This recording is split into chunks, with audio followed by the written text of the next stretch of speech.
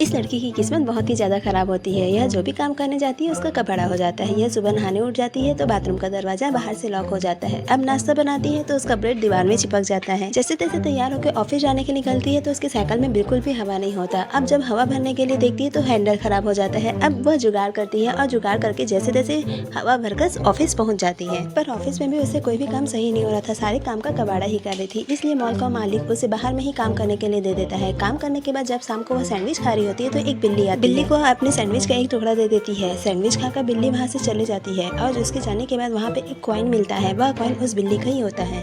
उस कॉइन के मिलने के बाद से उसके सारे काम सही होने वाले होते हैं क्योंकि वह कॉइन एक गुड लक कॉइन होता है। अब वह अपने मॉल में एक सुपर हीरोइन बन चुकी होती है क्योंकि उसके सारे काम अच्छे होते हैं। परंतु एक दिन गलती से वह कॉइन फ्लैश हो जाता है और उसके सारे काम फिर से बिगड़ने शुरू हो जाते हैं। इसलिए वह उस बिल्ली की खोज करने लगती है। बिल्ली का पीछा करने पर देखती है कि बिल्ली एक जादुई पोर्टल खोलकर उसके अंदर चले जाती है जिसके पीछे क्या हुआ जानने के लिए पार्ट 2 जरूर लिखें।